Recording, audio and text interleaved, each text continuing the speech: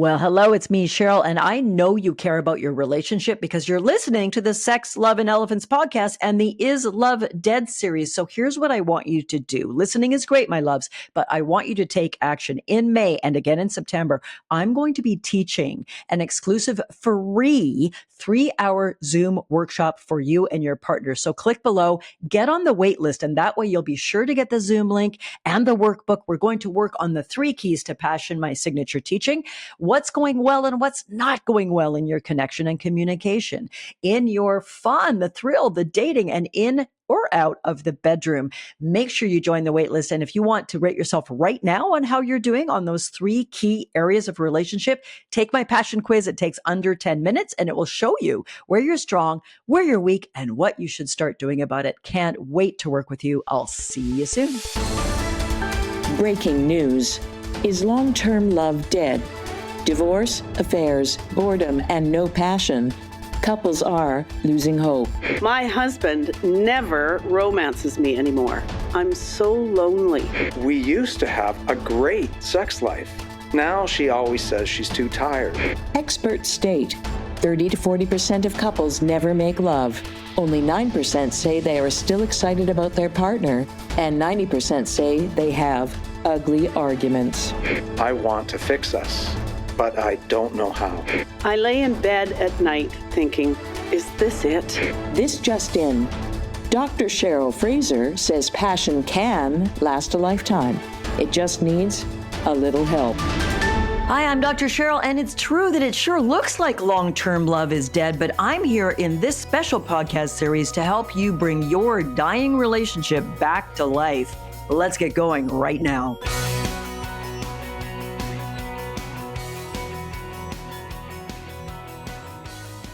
Well, hello, everybody. Of course, it's me, Cheryl, and I'm so thrilled today to share a new friend, an incredible colleague with you.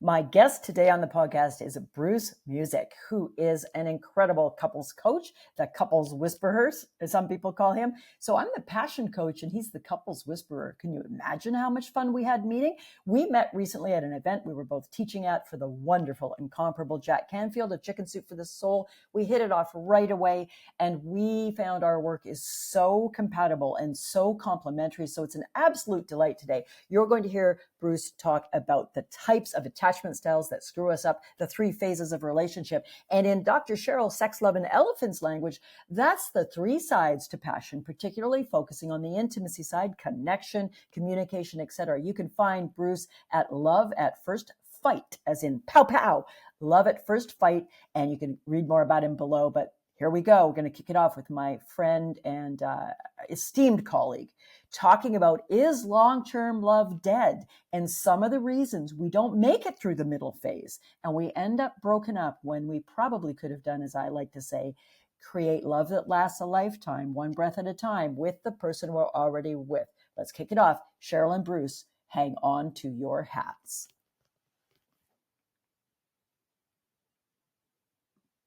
All right, so I'm here with my friend Bruce. I've been waiting for this moment. Such a joy. Where are you joining us from, actually? Let the people know. I'm in the Dominican Republic right now. How great. I wish I was too. All right, I'm going to put you on the spot because I feel that I can do that. And we're going to see. He's like, I know. What is this blonde, crazy woman doing? I want you to say right off the top, we're both married. It's not our first marriage. Today, we're talking about long-term love and is the long-term commitment model dead? So I want to start right off. What would you say your best and worst qualities as a partner, as a hubby are? What would you say? Okay. Wow. Okay. So let's go with worst first. I think being anxiously attached, my worst qualities is I will tend to get anxious and protest when my wife isn't available to me, and I struggle to self-regulate when that happens. So like when we've had a little blowout and we're not talking, I'm the guy who definitely pursues, even though I know better. So I don't do it anywhere nearly as bad as I used to like 20 years ago. But I think what I struggle with in those moments where, she's not available to co-regulate with me is to actually calm myself down, remember that everything's okay. And so often I'll sit kind of grumpy, but I found one secret hack for me, and that's my guitar. If I pick up a guitar, I can usually get back to, a decent frame of mind within 10 minutes. So that's my secret hack, is play the guitar. That's beautiful. We're going to pursue some of what you brought up a little later in this episode, but because there's so much to unpack there. But thank you for that. Now you get to say your best quality, in your opinion. We should get her on and see if she agrees, but that's for another episode. My dashing good looks, Cheryl. No, I'm teasing. Oh, darling, of course. That's self-evident. I want something that's not so obvious. Oh, I'll take it. I'll take it. I think probably my best quality is listening. It's something I've trained myself to do over the years. Because I was called a bad listener many times in my 20s. And I heard it so many times that I was like, well, maybe there's some truth to this. And so I put a lot of effort into learning to not speak when I want to interrupt someone, but rather listen, ask questions, be curious. And I actually get that feedback now that I'm a great listener. So that's something I'm actually quite proud of, because I was so bad at it earlier on. Right. What I love about that is everybody listening, I hope they feel inspired, because this podcast is entirely about that we can create change. We can teach our old dog self new tricks. We can learn things that don't necessarily come intuitively, that was never modeled in our home. And often we never figured out in our first few relationships. So thank you for letting people know. I used to suck at this, but I trained and I learned how to cultivate that skill of being a great listener. Okay, so back to you then. We're going to put you in the hot seat. Tell me what your biggest weakness is in relationship. My worst quality, there's more than one, but is I can be very critical. And there's a superpower side to that, as you know, someone who handles a lot of big things the way you do. I'm great with detail. I'm noticing what's off, what's wrong. I can fix it. But when I apply that critical mind to my dear man, as we all know, seek and you shall find. And I can get into a negative headspace of he's done this wrong, he's forgotten that, he hasn't done the other thing. And if I'm not careful, it can very quickly trigger a physiological response of stress and cortisol. And then, of course, it starts catastrophizing in my head. What I have learned to do, much like you, a work in progress in practicing what we each preach, is to deliberately look for the positive. I also teach my couples and I practice the dog biscuit theory of relationship, which is, of course, rewarding what I see that he's doing right. Because my tendency is to say, oh, you forgot to fill up the water dish for the dog, and to not verbalize the 4 things I saw he does right. It's so fundamentally simple, what I've just said and what you're sharing. And yet it can create such a bad head state for me. And given his background and his childhood, where it was always wrong and criticized and not treated well, of course, then we get into a nice trauma pattern together. Woot, woot. Totally get it. I love the look and you shall find. That's a beautiful way. And I think anxiously attached people, I'm guessing you may be a little anxiously attached like I am. I am. That is definitely a trait that I've noticed from my clients. Like, we will criticize and we will look and we will find. And it's an indirect attempt to say, help, I'm not okay over here. Yeah. But instead of saying, I don't feel safe. Okay, we go, you're not okay. You should take notice that I'm upset. And if you don't, you don't love me. And you have to do all the things so that I feel safe. Yes. Because if I'm having to hyper monitor to see whether you remembered to fill up the dog water dish, I can never relax. Oh. And so anyone listening that's thinking, I'd love to hear more about anxious attachment, we're going to talk more about it in a bit, because it's just, here it is. So my better or best quality as a partner, I would say, is absolutely committed to growing and learning and being better. You know, just I'm pretty darn good at self-awareness of what my multiple flaws and difficult challenges are in partnership and how that's difficult for the person I love. And I am willing to look at them. I'm willing to grow and change, and I'm willing to be humble about Beautiful. Beautiful. Yeah. And that's like an essential ingredient to long-term committed love, which is what we're talking about today. And maybe you can even introduce the idea, like, is long-term committed love dead? Right. And so there it is. That's what this whole series is about. So just as I throw that sentence out at you, as I did this morning, when we hopped on for 5 minutes, what comes up for you? Like, literally, is long-term love dead? Are we foolish, you and I, to both be married again? I got married again at 54. We met when I was 49. Had been divorced before. I know you were divorced before. So just, spitball on, What do you think? You work with tens of thousands of couples, as do I, trying to help them recover, revive, rebuild something new that are in a committed relationship. Yeah. I'm not being negative about it, but when you look at divorce rates, when you look at affair rates, when you look at kind of just suffering in basic marital misery but not breaking up, what's your thought? Do you have hope? Do you not have hope? I'm going to shut up and let you share.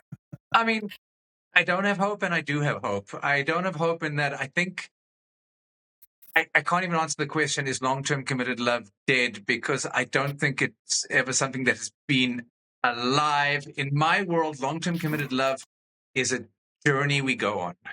It's not something that's dead or alive. It's a developmental journey that we go on.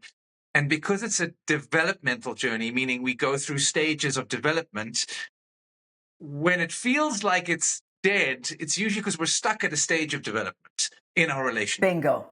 And we're not willing to grow together or individually. And so it appears like love is dead because our psyche or our spirit, if you will, is wanting us to grow to the next level, and we're not willing to. We're sitting there stubbornly with our arms crossed going, I'm not going to grow. It's your fault. You grow first, or whatever the Mexican standoff is. And then it feels like love dies because we're not growing, because none of us are taking accountability. Or the other way I could angle the answer to your question, which is a little more cliche, but I still think it's equally true, is that I think long-term love is a verb. It's not, it's not something that happens to you. It's not something you feel. I really don't think love is a feeling. I think we feel joy or pain, but love to me is something that you do. And I think the minute you stop doing love, or doing the things that produce love, or oxytocin, whichever angle you want to approach it from, your relationship starts to die. And I think what people mean when they say dead is they mean, I don't feel anything anymore. I love you, but I'm not in love with you. And it's one of the most common phrases I hear from my clients. And I interpret that to mean, I love you, and I know I love you logically, but I'm not emotionally feeling that. And usually what happens in those moments is that, or by the time you've gotten that far, it's because you haven't verbed love. You're treating love like it's something that happens to you, like you're the victim of love or the receiver of love rather than the doer of love. So that's, I mean, I hadn't thought very hard about the answer to that question. That's my off the cuff. Yeah. It's beautiful. And one of the things, Bruce and I just taught at a really special event a couple of weeks ago for the marvelous, incomparable Jack Canfield of Chicken Soup fame. That's where we met. And our approaches are so similar and complementary, and we have different strengths. And it's such a delight to be having this conversation right now.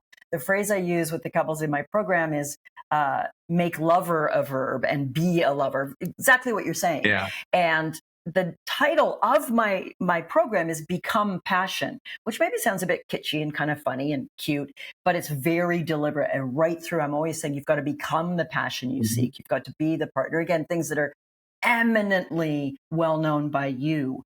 But as you said, people aren't willing to grow. And I will add, I know you were implying it, I'll make it explicit, and they don't know how. Yeah. Like our culture, at least in the Western world, I'll limit my, kind of cultural knowledge to the Western world around relationships, intimate, romantic, sexual relationships, committed relationships, is we don't know what to do.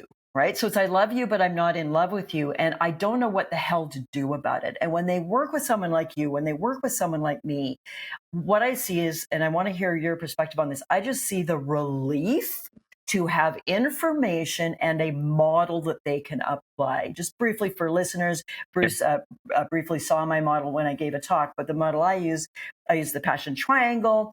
I talk about intimacy, which is actually communication, connection, conflict resolution, something I want to speak more to from your beautiful way of approaching that in a moment. Then I talk about thrill, the excitement, the butterflies, the things that came so easily when we were dating that felt automatic and easy. And one of the phrases that I abhor is the thrill can't last forever. We've got songs about it. The thrill is gone. Yeah. And it's such a cultural belief. Yeah. That, oh, I love you, but I'm not in love with you anymore. But that's normal. Yeah. And that's the way it is. Yeah. And that's typical. And therefore, we give up and don't do anything about it. Yeah. And then I've got the sensuality, sexuality side. So talk a little bit from your perspective about any pieces of that little I've got diatribe. three thoughts in my head. I'm not going to remember them. I know they're going to go. But the first is that, you're talking about, I think what does fade is infatuation. And infatuation is the most immature form of love, and it's meant to fade. And I think why we often think love is dead, it's because we conflate love with infatuation. We want to feel like we did when we first met or when we made love for the first time. You're only going to make love for the first time once in your life, and then it's done. From then on, the novelty factor is going to naturally decline. And in order to keep it up, you're going to have to do some work to keep it going up. And so I think that's normal. And I think a lot of our belief systems that we've been taught in our culture center around love should be easy, and if it isn't, something's wrong. And we're broken. Should always be there, and if it isn't, maybe you should find somebody else. And that things that we can't learn to love things that aren't natural for us to love. And I absolutely don't believe this is true. And I remember once I was in the Landmark Advanced course, and the trainer was talking about that our preferences are just that. They're preferences that we choose, and we can choose to prefer other things if we train ourselves to. And he was talking about how his wife was really into cricket. It's the sport. And he had no interest in cricket whatsoever. And this frustrated her because she wanted him to come to cricket matches and to accompany her and to share her passion for cricket. And so he talked about how he learned to love cricket, what he described as this boring sport where people have a stick and they hit a ball and somebody else catches and run around like idiots on a field. Like, really, what is the right? And now he's like the biggest cricket fan you can imagine because he put his mind to appreciating. And I think a trick to long-term love is doing that with our partner, like putting our mind onto learning how to appreciate the things about our partner that we don't naturally like or that aren't our own preferences, so that we can live harmoniously together. And I think we assume that we're incompatible if we have different preferences, likes, wants, and we let those divide us rather than learning to adapt our preferences. Now, there was a third thing I want to talk about, but it's gone. So it'll come. It'll come back. It'll come back. So people might be thinking, but I hate cricket. How can I make myself like it? And you've described this beautiful case study. And, I want everybody to realize that we get to choose how to become interested in things that aren't organically interested to us. So an example I use very similar, because cricket, if people don't really know the game, holy crap, I can't think of anything more boring. So it's a great example. But I say sometimes to see people, if you meet someone new and fascinating that you're interested in, attracted to, and you ask them what they do for a living, and it's something that you inherently find incredibly dull. What they do for a living is they're a widget mover. They move blue widgets into the blue widget box and yellow into the yellow box. If you're really interested in that person or interested in people in general, I would ask, because I'd be like, okay, what's it like to do that? Like, do you get bored? That would drive me insane. Do you create fun for yourself? The act of being interested is what my main Tibetan teacher said. The act of love is simply being interested. Oh, I love that. I love. Isn't that gorgeous? Yeah. And this was a celibate monk, and he knew more about it than most of us. Being interested. Right? That's beautiful. It's a beautiful frame on verbing love. Yes. Verbing interest. Yeah. Being interested. And if you think of it, how does it feel? Whether it's a professional contact, whether it's someone who's interested that you're starting a vegetable garden and they're truly interested and they want to know, it lights us up. Yeah.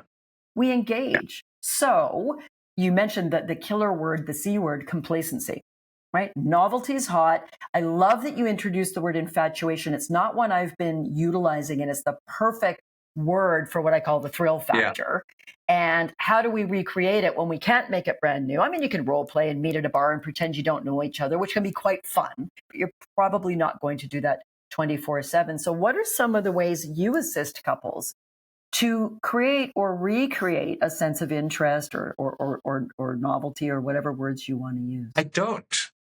to be honest. Everybody listen tight I now. don't help them do that. I tend to experience that the desire to be playful leads to novelty. It leads to humor. And when you're playful and you're humorous, novelty just it's kind of there because you're out of your box. So what prevents you from being playful? In my experience, it's a lack of connection. When we don't feel safe with our partner, we put our walls up, our guards up, and we stop playful. Yeah. I think when our guard is down and we feel safe and we feel connected, we feel like our partner's got our back, the natural state of playfulness producing, playfulness produces novel experiences. Playfulness has us laugh. Yes. And it returns. And so what I focus on, instead of helping couples create novelty, and if couples do ask me about them, it's usually in the context of sex. And I send them off to a great book called 101 Nights of Great Sex. I don't know if you've ever... That's still a great book. It's old. It was like from the 80s or 90s. I think it's been updated, but yeah, it's great. And I've had many couples come back to me and say, they loved it. We bought it. We went through about 3 pages, and that was probably enough for us to refigure the novelty. But I found that novelty comes from safety. Novelty can only happen in the space of safety. Inside a safe space, we play, we can express ourselves freely, we can be vulnerable, we can afford to make mistakes. And that's when, I think I create novel experiences when I feel safe naturally. Like, that's when I'm flirtatious. That's when I'm teasing my wife. That's when I feel safe, I'm the best version of me, and the best version of me naturally channels novelty. Right. And maybe that's just me. I don't think it is, and I want to follow up, if you don't mind. Listeners know that part of the model I use also involves some Buddhist thinking and realizing that ultimately all my experiences are in my own mind. When I feel unsafe with you as my partner, and we're, by the way, caveat, neither Bruce or I are implying unsafety in terms of physical harm, physical threat, abuse, things like that. Seek out, get help, go to a crisis line. We're talking about being in a reasonably healthy, dysfunctional, regular long-term commitment and feeling, exactly. But so when I feel emotionally unsafe, which can be as trivial as, because my beloved man who's given me permission to share this, he's got very, very severe ADD, diagnosed his whole life. And so he's forgetful, which makes me, the insecure attachment person, feel unsafe because I can't rely on him. And when I get into that story of you forgot to fill up the water dish for the dog, which is something he's meant to do before he goes to bed or whatever, we've agreed on that, I can go into very much what you're saying so beautifully, Bruce, not being playful. And I'm a pretty playful person at heart. And we don't want to flirt, as you've also beautifully said, with someone when we don't feel safe. So let's cycle this back to what you introduced in your first answer to my first question. What's your worst and your best qualities as a partner, as a husband? You talked about insecure attachment. I've talked about it on the show before, but not for quite a lot of episodes. It may be a brand new idea to someone listening.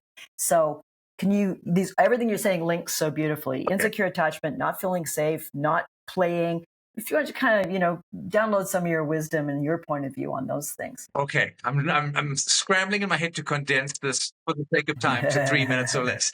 So Doesn't even have to be. So I guess for those of you who've never heard of attachment theory, it came from a guy called Dr. John Bowlby, who started studying how parents and their children bonded and discovered that the same dynamics between a mother and a child showed up between husband and wife in romantic relationships. And he called this particular kind of bond an attachment bond that couples in love have, that parents have with their children, and that sometimes we have with our siblings and our best friends. And what makes an attachment bond different from, let's just say, a bond that you and I have as friends, Cheryl, is that in an attachment bond, you count on the other person to have your back, to protect you, to keep you safe in some way. So as a young newborn baby, you are attached to your mother. And if mom didn't love you and want to protect you, you would die. I mean, in today's world, you'd be adopted. But, caveman and cavewoman times. We're only like 5 minutes ago, as far as the historical timeline goes, in our amygdala, and we're still wired to believe we're on the plains of Africa. We're about to get eaten by a lion, and if mom didn't love baby would die and be eaten by a lion when mom abandoned baby. If mom and dad didn't love each other, mom and baby would die, because mom can't hunt on her own, because if she hunts on her own, baby gets eaten by a lion. Mom can't hunt with baby because baby cries, scares food away, and mom can't hunt food with baby crying and can't run properly. So evolutionarily speaking, we don't survive without being attached to each other. Human beings don't exist if we don't attach to each other. And this brings up a beautiful idea that I was really wanting to bring up today, which is that we are wired to pair bond. That is our primal wiring, despite everything that about non-monogamy that's kind of in the news these days. It's not such a popular idea, but we are wired to pair bond. That doesn't mean if you're not in a relationship, you can't be happy. No, not at all. But in an attachment bond, you count on this person to protect you and to keep you alive. And so you bond in one of two primary ways that Bowlby's called securely or insecurely. If you're securely bonded, in general, you bond securely. It means you trust that your partner, the person you're bonded with, will be there for you. They will have your back, and you are comfortable depending on them, and you're comfortable having them depend on you as well. And so you feel safe reaching out to them when you need them, asking for help, and you feel safe supporting yourself too. And you're generally the kind of person that sees the world as a safe place, and you get on with life. And these people are way more successful than insecurely attached people. And I'm guessing, in my experience, probably 40% of the population are securely attached, and probably 60 are insecurely. The stats I've read say about 50-50. I don't believe it for a second. But I could be biased because all the people that I see in my practice are insecurely attached. If you're insecurely attached, you don't trust that somebody else will have your back, and you don't feel comfortable having their back either. And so you see the world at some level as not being a safe place, and you need to look out for yourself. And so later on, through a bunch of different researchers, developed Bowlby's ideas into what's become modern day attachment theory of relationships. And there are many different attachment models. Some divide them up into three different types: secure, anxious, and avoidant. Some divide them into four types: secure, anxious, avoidant, and fearful avoidant. Some have secure, anxious, avoidant, disorganized. I use a 6-model one, and I have these 5 insecure types that I've given fun little names. I call them the hailstorm for anxiously attached people, and I'll describe each one in a second. The turtle for avoidantly attached people. The chameleon for fearful avoidant people. And for disorganized people, I call them the wolf and the sheep. And each one of these 5 attachment styles, the number 6 one is secure, have a different adaptive strategy, meaning they adapted as children to survive a lack of comfort from their parents, or a lack of safety in their childhood relationships with their attachment figures. Or it could be later on in life too, but it's often your childhood. And they adapt in one of 5 very particular ways. And these ways cause trouble in their relationship. So the hailstorm. And that's the thing. I just want to point out to everybody, they adapt for reasons that make sense. And that adaptation becomes maladaptive later in our lives. Beautiful. And it often doesn't even make sense to them at the time, because they're only 6 months old. They can't make sense yet. It's just their nervous system adapting in one of these fundamental survival strategies: fight, flight, freeze, fawn, and cry for help. And so each of these adaptive survival strategies presents a strategy for surviving. So for hailstorms, which is anxiously attached, their biggest fear is abandonment, and they cry for help. So they're, look at me, help! But instead of directly asking for help, they indirectly try to get their needs met, often by blaming and pointing fingers at their partner, and they're secretly afraid of being abandoned. If you can relate to that, you're probably anxiously attached. I would call you a hailstorm. The turtle grew up in a family where there was no emotional comfort or support at all, and they were left alone for far too long. And their adaptive strategy is to shut down. So that's the freeze strategy. They shut down and numb their emotions. And so when they're in distress, they retreat into their shell, into a little turtle shell, and they don't poke their head out until they feel safe again. And that can be weeks sometimes until they feel safe again. And you can't reach them. And these two couples often fall in love and start the cycle of the more the turtle withdraws, the more the hailstorm chases, and the more the hailstorm chases, the more the turtle withdraws, and round people go until they end up in my room or divorced, or in your practice. Then you get the chameleon.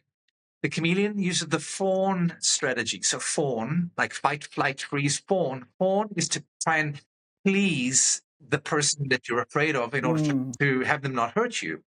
So if children who fawn tend to come from families where there was an overprotective parent or a parent who was perhaps a little bit controlling or critical, they grow up into what I call the chameleon attachment style, where they're the people pleaser, constantly trying to meet the needs of their partner, not because they're the selfless person wanting to meet the needs of their partner, but because they're secretly trying to regulate their partner so that they can feel safe. The kind of unconscious script is if you've got a smile on your face, everything's okay. You don't have a smile on your face, I'm not safe, and I'll do whatever I need to do, even lie about what I need or what I don't need. I'll mold myself, chameleon-like, into whoever you need me to be in order to avoid conflict. That's the chameleon. Then you get the wolf and the sheep. And what distinguishes the wolf and the sheep from the chameleon and the hailstorm and the turtle is they have survived capital T trauma. So they were abused or neglected or traumatized in some way, and they had these extreme survival adaptations: fight and disassociate, shut down. And so if you imagine you're the child of an alcoholic father who beats you, but you're strong enough, this is often boys, to kind of fight back and strategize, you realize that dad only beats me when he sees my toys on the floor. So I'm going to clear up all of my toys and make sure my bedroom is always neat and tidy, and I never, ever, ever have anything out of place, so dad never finds an excuse when he's drunk to beat me. And so they grow up into what I call the wolf, who's a very controlling character in relationships, not because they like to control people, but because they like to control their environment, because when the environment is controlled, they feel safe. They often attract people like me. My wife's a wolf, and I'm a messy, well, motherfucker is probably what you would call me at the time. And I mess up all her beautifully arranged little things and leave water in the sink. When I understood that her attempt to control her environment wasn't an attempt to control me, but rather was an attempt to create safety, helped me really help her create an environment that was organized and neat. And so that's the wolf. The sheep is the flip side of the coin, the other side of the wolf. If you were, let's say, a young girl, and you were being regularly sexually molested as a young girl, you can't fight back when a big man is pinning you down.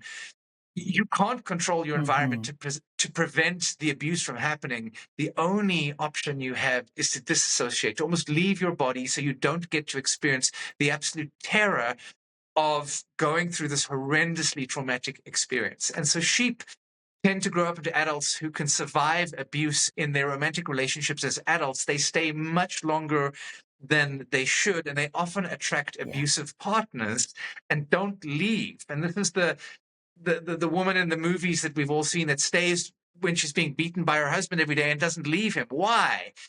Because at some level, sheep aren't there when they're being abused. They've checked out.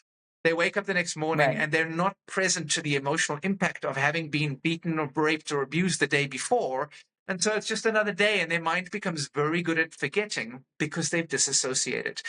And so these are the 5 insecure attachment styles that I find in my relationship practice that are struggling to get along. So a hailstorm can attract a sheep, or a turtle can be in a relationship with a chameleon.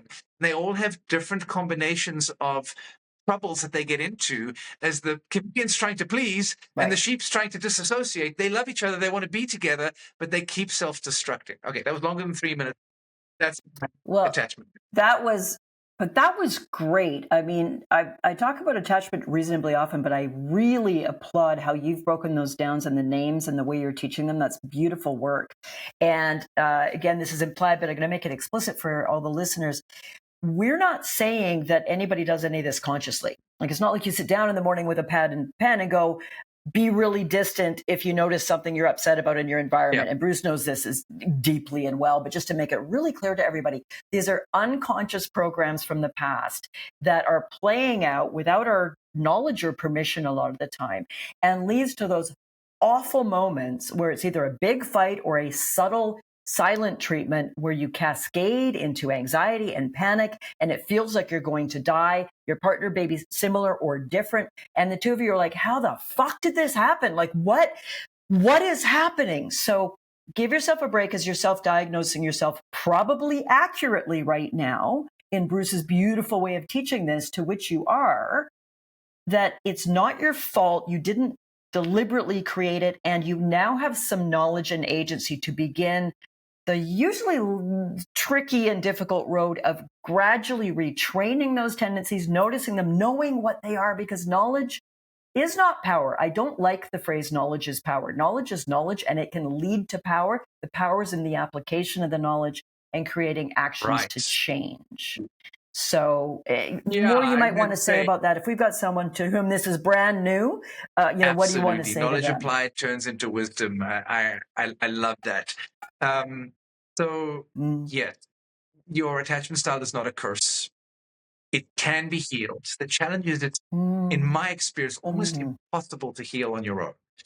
Because your attachment wounds were formed in relationship with an attachment figure, they can only be healed in relationship with an attachment figure because they don't come up when you're single.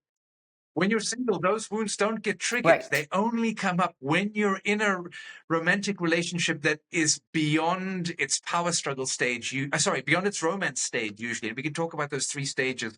And if I don't, please remind me too, because I really want to in a moment.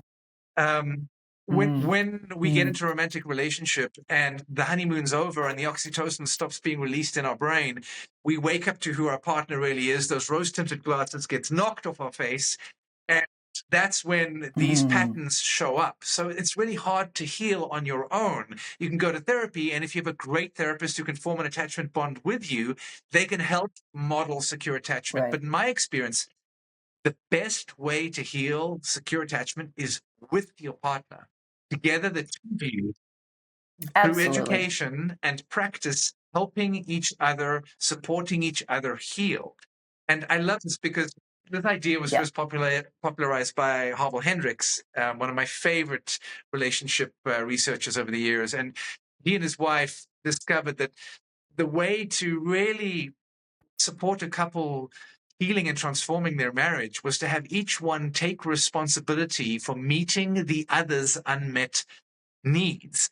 Now, when I share that, usually I get a whole lot of hands in the audience going, isn't that codependence? It's not my job to fix you. You got to own that stuff. Go do your work. And so what I like to do here is share with them that there are 2 kinds of needs. That this is the way I think of needs. There are personal needs, and these are needs that we are responsible for meeting for ourselves. So for me, that's the need to have an income, the need to look after my body, the need for friendship with the need for novelty in my life, the need for fulfillment. These are my own personal needs. I am responsible for meeting them. I can't outsource them to my partner. And then there are relational needs. And relational needs are needs that don't exist when you're single. They only come online in a committed relationship, like the need for sexual intimacy, the need for someone to hold you and comfort you when you're in distress. And you can't meet these needs yourself. Try having sex with yourself. Masturbation is not sex. It's impossible. Try hugging yourself when you're in distress. Makes no difference at all. You're not going to feel any better. But if your partner hugs you, okay, everything's okay in the world again. So we have these relational needs, and we cannot meet them ourselves. We can only have them met by an other. And I think, yes. So I just want to pause for a sec and ground this in some of the other concepts. Keep your thoughts. We're going to keep going. Is long-term love dead? Well, when we can't figure out the stuff Bruce and I are talking about and he's laying out so beautifully, often we quit that relationship. We're single for a bit, maybe, maybe not. We're in a new relationship and bada bing, bada boom. The wolf, the hailstorm, the whoever we brought with us is still there. So as we look at this bigger picture, what would it be to stay in one relationship and go deep? The second thing I want I'm going to quote a Buddhist teacher, an American Buddhist teacher, Joseph Goldstein, who says, if you think you're enlightened, spend a week with your family. And I like to up his ante, as Bruce will appreciate, and say, if you think you're enlightened, try to walk the path of long-term love. Because as Bruce is so beautifully saying, you won't experience much of this attachment, we'll just even call it relationship drama and triggering, until the stakes are romantically and attachment and security high. So back to you about the needs, the personal needs, the relational needs. We can't fix, I don't love that word. We can't work on healing and coexisting in a healthy, reasonable way with our needs without a boxing partner. And because our boxing partner presents the mirror that reflects back to us the things we can't see about ourselves. And this brings me beautifully to those 3 stages of relationship I wanted to just outline. Now, there are different researchers who've identified other stages too. I like to keep my model simple. So there's 3 stages, developmental stages your relationship could possibly go through. Just like we grow up from being an infant into, you know, a 7-year-old young person, into a teenager, and then a 20-something, and then hopefully a wise old man or wise old woman. You can't jump from an infant to a 20-something. You have to go into young person, teenager, and you've got to go through each of these steps sequentially. And it doesn't guarantee you're ever going to make it to wise old man or wise old woman. You might stay stuck as teenager and be 70, 80 years old, as we see a lot in the political stage on the world at the moment. So in the same way, your relationship is going to go through developmental stages. And the 3 stages I outline are called the romance stage, the power struggle stage, and the mature love stage. And the romance stage lasts anywhere from 6 months to 2 years. Usually it's a time when your brain is pumping out oxytocin and you're head over heels in love with each other. All you see are each other's good sides. You can't see any of the shadow stuff, any of the bad stuff. And you're bonded together in a state of what you could think of as beautiful, unhealthy dependence. It's the best, though. I got to interrupt and say it's the best freaking roller coaster ride on the planet. You just need to know, and most of us don't until we learn it the hard way, as we've done. The roller coaster will pull into the station, and then the real work begins. And the second thing, to dovetail on your beautiful comment about oxytocin, there's some functional MRI research to indicate that the biochemistry and neurology wiring of falling in love mimics that of obsessive compulsive disorder. So the falling in love brain is almost literally madly in love and altered and obsessively seek and you shall find. And of course we seek and find all the amazing, perfect things about Bruce and why he's my soulmate and we're going to live happily ever after. Exactly. And phase 1 rocks until it stops. You're high as a kite on drugs, stripping balls and oxytocin is what Cheryl's saying. And then one day, train balls in the station, those love drugs stop being produced. And unfortunately, you wake up to the reality of who your partner is. Those rose-tinted glasses get knocked off and you enter the power struggle stage. And if this is the romance stage, then this is the power struggle stage. Its intention is to separate you. If you stayed in the romance stage like this, you would be unhealthily dependent. You need to separate. Otherwise, you stay in the state of kind of cozy, cocoon-like, and you lose yourself. And so the power struggle stage is designed to have you reclaim your 2 individual selves. And that's what's so hard, because this is where the conflict begins in the power struggle stage. And suddenly all your partner's foibles, the things that you couldn't see through those rose-tinted glasses in the romance stage, suddenly all you can see is what's wrong with them. All the things that you used to love now suddenly become annoying. And I don't feel safe anymore. Because when we were in stage 1, you were so devoted to me. Your eyes lit up every time, and you phoned me 10 times a day. I felt safe, and I thought it was because we were so uniquely special. And without consciously thinking it, I knew I'd feel safe with you forever, Bruce, forever. But now, who the fuck are you? Why do you want to go be with your friends instead of compulsively with me all the time, like when we were so horny and crazy in love? Boom, fear, boom, nasty, or sheep, or hiding, or whatever, right? Exactly. You nailed it. And this is where those 5 insecure attachment styles really start to rear their head. And couples either end up divorced or broken up here, or living in suffering and in despair, lonely, staying together under the same roof, or a smaller percentage of them get past it. Now, usually the securely attached people tend to get past it without too much issue. Their power struggle stage, yes, go ahead. Just for people listening, what Bruce described there is what we call marriage incorporated, for all of you who follow my work. You're in the unhappy, stuck together, staying together, but you're paying the mortgage, and the dog's getting to the vet on time, and the kids are getting something green food hidden in their food now and then. And the whole structure of the relationship family is trundling along, but there's little or no us, whether it's kind of quiet roommate, not too awful, or whether it's fighting.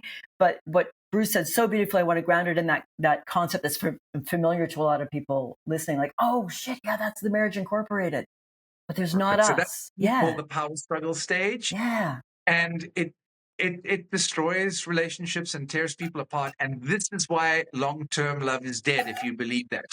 Because most people don't make it past the power struggle stage.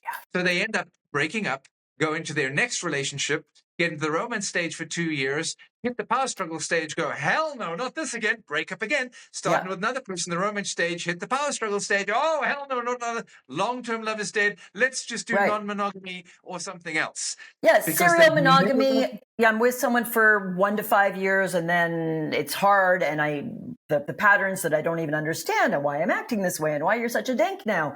And so it's easier to just let it go. Is it though? When you have to face that again. And we're not saying that our attachment issues or our whatever issues will play out the same way with each and every person, because they'll maybe bring a slightly different set of baggage to the party. But the beauty, I believe Bruce and I are both champions for the possibility of exceptional and unusual long-term love. What is it if I can stick through with you and learn and grow and study with me, or study with you and learn and grow, and actually, as I say, fall in love all over again with the one we're already with? Right? Absolutely. So we're still in stage 2, and everybody's like, shut up, Cheryl, what's stage 3? Okay, well, if you're lucky enough to make it to stage 3, you enter dun dun dun the mature love stage. And this is where things get a lot easier. At this point, you have mastered conflict. You don't get out of stage 2, the power struggle stage, without first mastering conflict, learning how to talk about your issues in a way that leaves you feeling more safely connected rather than less safely connected. And you have to learn to accept each other, to appreciate your differences, to communicate in a way that doesn't scare your partner, to remain open, to stay connected. All of these beautiful things that I'm sure Cheryl has taught you along over the years. And then you enter the mature love stage. And the hallmark of the mature love stage is teamwork. You're able to operate as a team in synchrony, kind of to use Sue Johnson's beautiful example. Sue Johnson's a relationship researcher who Cheryl actually told me recently has passed away. One of my favorites. Dancing tango. You dance in the tango of life together, each partner kind of leading and following, and leading and following, and beautifully creating this movement to the music of life. And what often happens for couples who are in the mature love stage is, after a while, they end up collaborating. That's another big word that comes out in the mature love stage, on a project that they give birth to out of their union. So this project didn't exist before they came together. So I have a couple I'm working with right now who are working on a charity together. I have some friends who are, Eric and Kirsty, who are talking about collaborating together as they enter the mature love stage of their relationship on Eric's business and growing it to new levels and doing other things together. My wife and I, and same with you guys, collaborate on my business, Love at First Fight. Yeah. And we work together to make the world a better place. And usually the project that the couple collaborates on is some kind of selfless project. It's a project that inspires them. It's not about let's make more money, let's start a business and get rich. It's about we're so full of love. We've got our cup so full of connection that we're overflowing and we've got lots to give. What are we going to do with all of this excess energy? Let's give it back to the world. In fact, that's such a beautiful metaphor, what's just happened to me today. So 2.5 months ago, I installed solar on my roof, and today we turned it on. I now have such an excess of energy in my house. I'm running AC all the time. I live in the Caribbean, so we need ACs and dehumidifiers, and we've got all of this excess energy to do cool stuff with. And that's kind of the mature love stage. And there are other stages within the mature love stage. They get a bit complicated. But I just like to keep it simple. And well, let's highlight.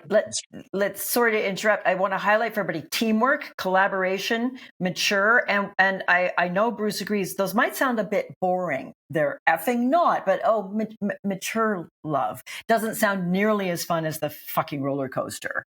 Infatuation. Yeah, it was really fun. But oh my goodness, we're talking about a possible level. And, you know, what I teach people when we get to the sexuality, sensuality side of the work, which is grounded in a similar and different way with the breadth and depth of incredible knowledge Bruce is sharing here, that if you can make love from a place of profound, at times, spiritual and emotional connection and trust, something mind-blowing happens. And if you can just fuck like bunnies from a place of profound connection and trust, some of the time, something amazing happens. And I just want to disabuse anybody who may have taken that term mature love, which is a perfect term, and thought, oh yeah, like you kind of coast along and there's no passion and there's not a lot of fun. What did Bruce emphasize? Playfulness, flirting, being alive. That's absolutely part of what you're talking about with mature love, isn't it? Here's why. Because in the mature love stage, you finally feel safe together. You've got each other's backs. And inside a safe space, you can push your boundaries. You could get sexy and erotic. You can be emotionally naked together and share your authentic, vulnerable selves. And the research shows you can live up to 10 years longer. You will earn 30 to 40% more money than people who are insecurely attached and struggling in the power struggle stage. Why? Because there isn't cortisol flowing through your bloodstream. When you don't feel safe at some level, and I'm not talking about you're scared and you're afraid your partner's going to stab you with a knife in the middle of the night. I'm not talking about that. I'm talking some of you don't trust your partner's got your back. Your brain goes into fight or flight mode, freeze, fawn, cry for help, whatever it is, and releases cortisol so that you can run or punch. And that's because that's what we do when we're trying to survive. We need to run away. We need to fight. And in that state, we cannot focus because your arms and your legs need extra oxygen in order to run or punch. Where are you going to steal? And we get stupid and we get confused, and our executive functioning, the forehead part of our brain, everybody, is not working. We don't anticipate consequences. We don't forward cast well. We don't think, if I tell my boss to take a flying fuck at the moon because I'm mad at my boss, I can't feed my kids tomorrow, so I better bite my tongue right now and go walk it off. We don't think that. No. When we're flooded. And we might manage it with our boss because we're not as attached to our boss. But with our romantic partner, chances are we're going to blow it to hell back to you. Absolutely. You completely nailed it. And so in the space of having cortisol running through our bloodstream, we do nothing well. We feel anxious and we die sooner. And we make less money because we can't focus, we can't concentrate, because we are literally starved of oxygen in our prefrontal cortex because the blood has been redirected to our arms and our legs to run or punch. And this is why we say dumb shit when we're triggered, is because we really are starved of oxygen and we've lost 50 IQ points.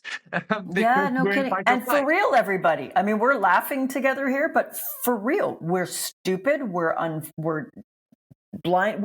Everyone listening knows that. Think of your latest stupid, dreadful fight, however that plays out for the two of you. Loud, silent treatment, not talking, all the different ways. And how X% of the time, I'm going to say high 90s, when we look at the actual thing we were so upset about, it doesn't make much sense anymore. Or at the very least, we see it was a vast overreaction, as Bruce is describing, where it feels to the cave body like, I'm going to freaking die if you don't back down and tell me I'm right and you're wrong. And this is why it's so destructive and so heartbreakingly awful. Well, let's give a deep bow to how heartbreakingly awful it is to have an ugly or a silent treatment or I can't deal with you argument with the one you love, to be flooded with anxiety, to not sleep, and then to go to work the next day, obsess about it all day. This is such dreadful pain. And I think people listening can understand why sometimes we say, I can't do this anymore. I'm out. If we don't understand what Bruce is talking about, what his model, what my model, what these beautiful models in the world help us understand, that's why this happens to us. It's not that we're crazy or uniquely broken as a couple and cannot get better. It's not necessarily I'm with the wrong person. And this is where long-term love dies sometimes too soon.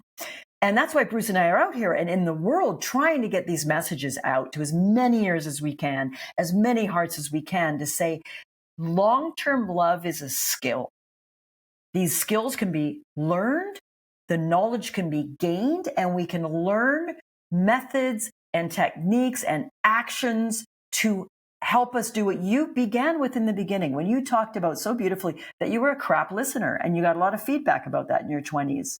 And you took it on as a study to learn how to be a great listener, not as a power struggle, not to close deals, because you wanted to be a better man, a better human, probably a better friend, boss, colleague, and a better romantic partner. Absolutely. And you grew and you changed. Yeah. That's fantastic. This is who we get to be if we've got the ovaries to do it, is to say, how can I be a better friend? Yeah. And it came from that insight I shared when you and I were speaking in Mexico, that I had this huge realization one day that the common denominator in all my failed relationships was me. I was always there when the relationship stopped working. Maybe I need to look at me first instead of looking at my partner. The other thing I want to circle back to quickly in what you were talking about, when couples are caught up in this dynamic of butting heads in the power struggle stage, it's really easy to take personally the things your partner says and does that are triggered. And I want to emphasize for everybody watching that when your partner suddenly becomes dumb, when blood vacates their prefrontal cortex because they're triggered, the things they say and do are not well thought out positions. They're, if they say, I hate you, they haven't spent, a week thinking about how much they hate you. That is the essence of the fight response. They're just punching to defend themselves in the moment. They didn't even think. And it reminds me of a beautiful story I heard about Carl Jung, the famous psychotherapist. And when Jung was alive, he used to take himself to the zoo, apparently, and he would go over to the snake pit and he would provoke a cobra in the snake pit. And he would have the cobra strike at the glass. And his intention was to see if he could stop himself from jumping back from the glass, even though he consciously knew that he was absolutely safe. The cobra couldn't reach him or touch him no matter what happened. Well, throughout his entire life, he never once succeeded in not jumping back when the cobra struck. And that speaks to our nervous system is running the show when we're triggered. It takes over, does things for us. And if you understand this, you can have more tolerance and compassion for your partner when they lash out, and they can have more tolerance and compassion for you when you react and withdraw and shut down, knowing that, hold on, this is an automatic response that you didn't think about, you didn't plan, it's not deliberate, it's not meant to hurt me. It's just a protective automatic response. And for me, this was a light bulb because it meant I could stay present. When my wife said something or when I said something to her, I could forgive myself. When she said something to me that was nasty, I could go, she doesn't mean that. Like, I can look at her actions over time. Like, no, we've been together, 15 years. If she meant that, she would have left me a long time ago. She doesn't mean Right.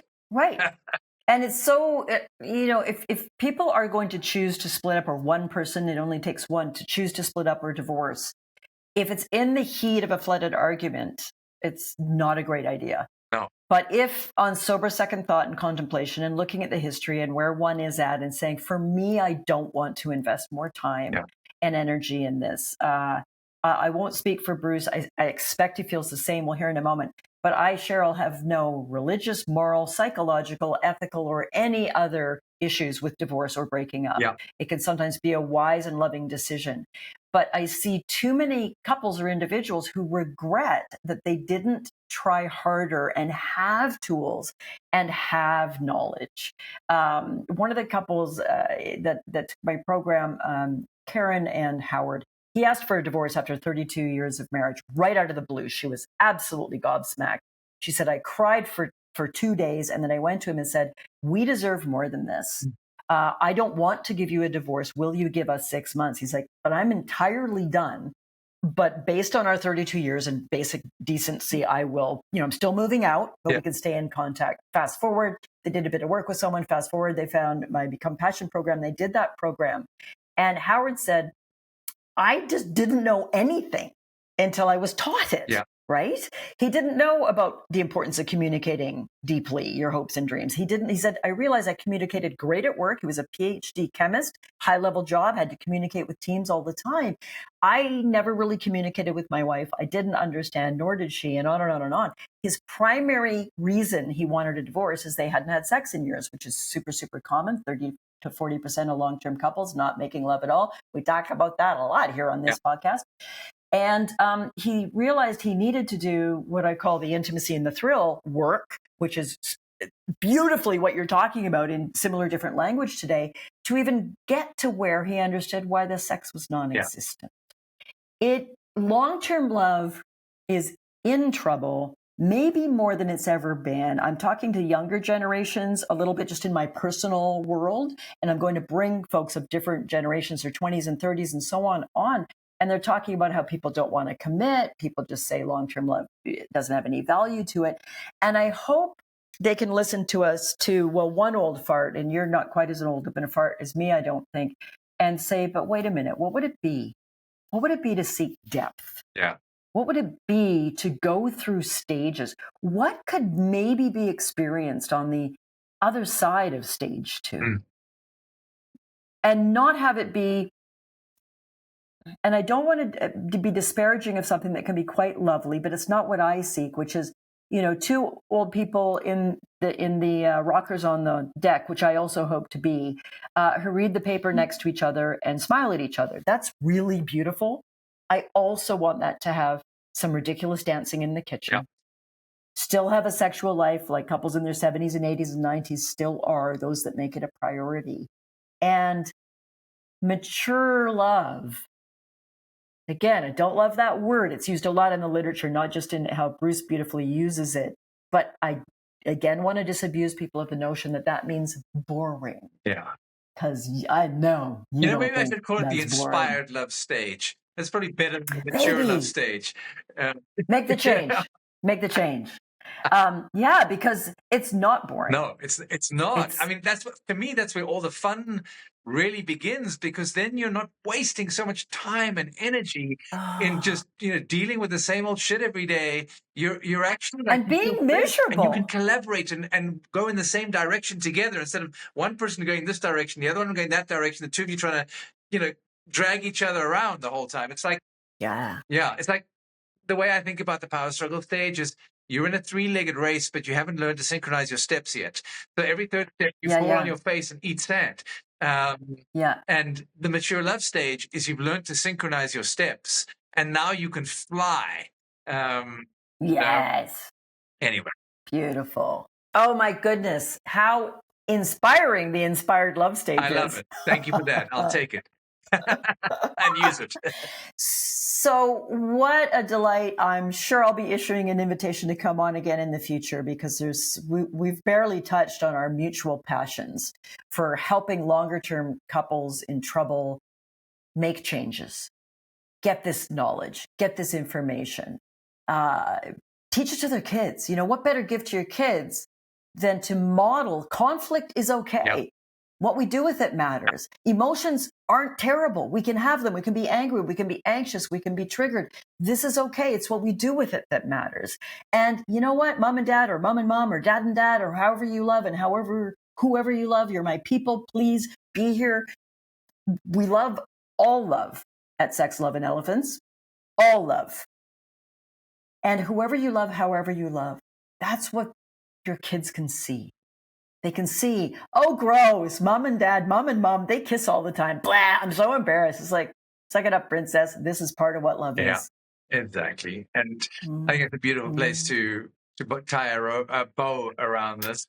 It is. It is. It's the beginning of many more conversations. And now, Bruce, if people want to find you, is your website the best place to start? What would you say? Yeah, I've got a bunch of free things on my website. One of the things I think your listeners might enjoy is learning more about the attachment styles, the comedian people, Wolf Turtle, and the Hailstorm.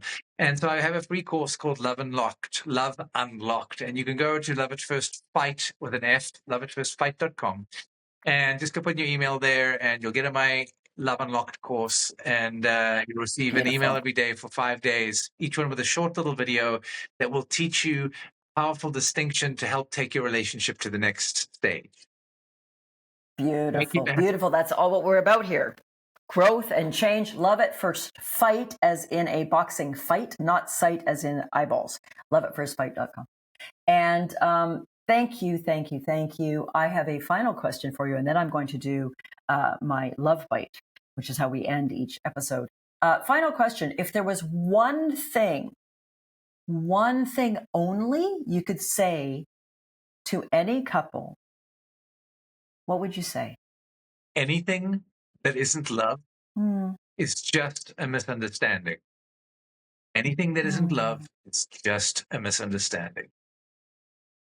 That is so beautiful. In fact, you've just unintentionally created a love bite. So that, everybody, brings us to this episode's love bite, which is... Anything that isn't love is a misunderstanding. Anything that isn't love is a misunderstanding. Thank you so much for being here. Thank you for listening, everybody. Stay tuned. Next week, I'm starting on a 3-part sub-series within this series of Is Long-Term Love Dead, which is long-term sex dead? I'm going to talk about the 2 types of sexual desire. I'm going to talk about the 2 ways to turn yourself on. And I'm going to talk about the not much quoted stat: 30 to 40% of long-term couples are not making love at all. You can become sensual again. You can become sexual again. Is it easy? No, it's not. But we're going to talk a lot about that. Plus, I'm going to share a very intimate, maybe a little too intimate, I might have to pull that episode, story of what my husband and I recently did when we decided we needed to restart sexuality in a new way, and what went well and what didn't, and what it takes in long-term relationship to make our sensuality come alive again. So that's all coming up in the next few episodes. And thank you again, my dear friend. Absolute thank pleasure. You for being It's been here. a joy being here, Cheryl. Thanks for having me. What a gift. What a gift. All right, everybody. Bye for now.